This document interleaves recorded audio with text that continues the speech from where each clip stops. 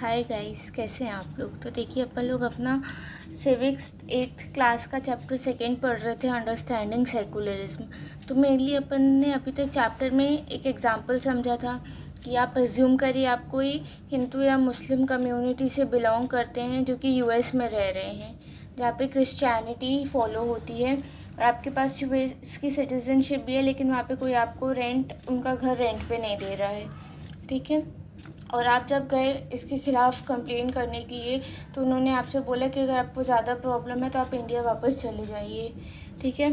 तो ये एक तरीके का डिस्क्रिमिनेशन हुआ आपके साथ रिलीजन के बेस पे। और हिस्ट्री में ऐसे बहुत सारे केसेस हो चुके हैं जहाँ पे लोगों ने रिलीजन के बेस पे डिस्क्रिमिनेशन किया है और रिलीजन के बेस पे दूसरे रिलीजन की जान ली है। ठीक है ना, मतलब दूसरे रिलीजियस के लोगों की जान ली है। और सेकुलरिज्म का मेन एसेंस ही ये होता है कि आप स्टेट की पावर को रिलीजन से अलग रखेंगे, क्योंकि किसी भी रिलीजन को, किसी भी मेजॉरिटी रिलीजन को तब ज़्यादा पावर मिल जाती है किसी माइनॉरिटी रिलीजन के साथ डिस्क्रिमिनेशन करने की, जब स्टेट उसको ऑफिशियली रिकॉग्नाइज करता है किसी एक रिलीजन को अपना रिलीजन को। ठीक है, मतलब किसी एक रिलीजन को स्टेट अपना ऑफिशियल रिलीजन डिक्लेयर करता है। तो अब अपन इस वीडियो में मेनली ये पढ़ेंगे कि रिलीजन को स्टेट से सेपरेट करने की ज़रूरत क्या है, या क्या इम्पोर्टेंस है रिलीजन को स्टेट से अलग रखने की। तो देखिए, अपन ने अभी ये देख लिया है कि सेकुलरिज्म का मेन एसेंस ही ये है कि आप रिलीजन को स्टेट की पावर से अलग रखेंगे। तो देखिए, किसी भी कंट्री में को अगर अपन को डेमोक्रेटिकली चलाना है तो इसमें स्टेट और रिलीजन को अलग रखना बहुत ज़रूरी है। तो देखिए, आज के ज़माने में ना ऑलमोस्ट हर कंट्री में एक से ज़्यादा रिलीजन के लोग रह रहे हैं। ठीक है ना, मतलब ऐसी कोई भी कंट्री नहीं है जहाँ पे सिर्फ एक ही रिलीजन के लोग रह रहे हैं। हर कंट्री में मल्टीपल रिलीजन के लोग रह रहे हैं। जब मल्टीपल रिलीजन के लोग रह रहे हैं तो ये तो आम बात है ना कि वहाँ पे जो कुछ ग्रुप होंगे रिलीजन के वो मेजॉरिटी में होंगे, कुछ माइनॉरिटीज़ में होंगे। ठीक है, जैसे इंडिया में हिंदूज़ मेजॉरिटी में, पाकिस्तान में मुस्लिम मेजॉरिटी में है, यूएस में क्रिश्चियन मेजॉरिटी में है। ठीक है, ऐसे हर कंट्री में बहुत मतलब कि हर धर्म के लोग रहते हैं और सारी कंट्रीज़ में कुछ धर्म मेजॉरिटी में है, कुछ माइनॉरिटीज़ में है। ठीक है।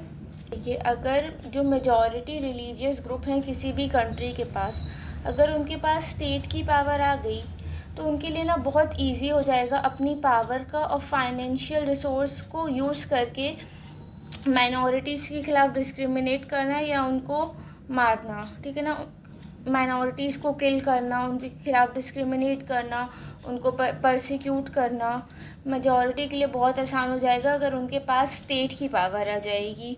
ठीक है, गवर्नमेंट की पावर आ जाएगी। इसी के साथ अगर उनके पास गवर्नमेंट की पावर रहेगी तो माइनॉरिटीज़ को रोक भी सकते हैं उनका रिलीजन प्रैक्टिस करने से। और देखिए, किसी भी प्रकार का डिस्क्रिमिनेशन है जो कि रिलीजन के बेस पे है, ठीक है ना, कोई भी प्रकार का डिस्क्रिमिनेशन या डोमिनेशन रिलीजन के बेस पे राइट का वॉयलेशन है, जो राइट आपको कोई भी डेमोक्रेटिक कंट्री प्रोवाइड करती है। ठीक है, मतलब कोई भी डेमोक्रेटिक कंट्री जो अपने सिटीजन्स को राइट प्रोवाइड करती है बिना उनके रिलीजन के। ठीक है ना, मतलब रिलीजन बेसिस के अलावा, रिलीजन बेसिस को नहीं मानते हुए जो भी राइट्स आपको कोई भी डेमोक्रेटिक कंट्री प्रोवाइड करती है उस राइट का भी वॉयलेशन होगा। जैसे अगर आप इंडिया की बात करें, अगर आपको आपके रिलीजन को फॉलो करने नहीं दिया जाएगा या डिस्क्रिमिनेट किया जाएगा तो ये right to equality, right to freedom का वॉयलेशन नहीं हुआ। और इंडिया में तो अलग से आपके पास राइट है, राइट टू रिलीजन का। ठीक है ना, तो ये डिस्क्रिमिनेशन, ये फंडामेंटल राइट का वॉयलेशन हुआ ना। ठीक है, तो देखिए, स्टेट को अपन को इसलिए रिलीजन से अलग करना है जिसमें फंडामेंटल राइट्स वॉयलेट ना हो सके रिलीजन के बेस पे, और अपन प्रिवेंट कर सके माइनॉरिटीज़ को मेजॉरिटी की ट्रेनी से। ठीक है, मेजॉरिटी की ट्रेनी से अपन माइनॉरिटीज़ को सेव कर सकें और ये इंश्योर कर सकें कि फंडामेंटल राइट का वॉयलेशन ना हो, किसी माइनॉरिटी के फंडामेंटल राइट का वॉयलेशन ना हो। इसलिए अपन को स्टेट की पावर को रिलीजन से अलग रखना चाहिए। आई होप आपको समझ में आया होगा। ठीक है, अब देखिए दूसरा रीज़न क्या है कि अपन को क्यों स्टेट को रिलीजन से अलग रखना चाहिए। तो देखिए, जब आप स्टेट को रिलीजन से अलग करेंगे तो ही आप किसी भी कंट्री में रह रहे इंडिविजुअल के फ्रीडम को प्रोटेक्ट कर पाएंगे। और किसी भी कंट्री में रह रहे किसी भी इंडिविजुअल के पास ये फ्रीडम होना चाहिए कि वो अपने मर्ज़ी से कोई धर्म को छोड़ सके। जैसे अगर अभी मैं कोई ए धर्म फॉलो कर रही हूँ, ठीक है ना, तो अगर मेरे को कोई दूसरा धर्म अच्छा लग रहा है या कोई दूसरा रिलीजन अच्छा लग रहा है तो मैं अपना रिलीजन छोड़ सकूँ और दूसरा रिलीजन अपना सकूँ। तो सबके पास रिलीजन की फ्रीडम होनी चाहिए। ठीक है, और इसके साथ आपके पास ये फ्रीडम होनी चाहिए कि वो जो रिलीजियस टेक्स्ट हैं, ठीक है, उनकी टीचिंग को अपने हिसाब से इंटरप्रेट कर सके, मतलब खुद पढ़ के खुद समझ सके, अपनी समझ के हिसाब से रिलीजियन टेक्स्ट को पढ़ सके। आई होप आपको यहाँ तक समझ में आया होगा कि क्यों रिलीजन को स्टेट से अलग रखना है। पहला ये है जिसमें आप फंडामेंटल राइट के वॉल्यूशन को रोक सकें और मेजॉरिटी के डोमिनेशन को रोक सकें, ठीक है ना, और माइनॉरिटीज़ के राइट्स को सेव कर सकें।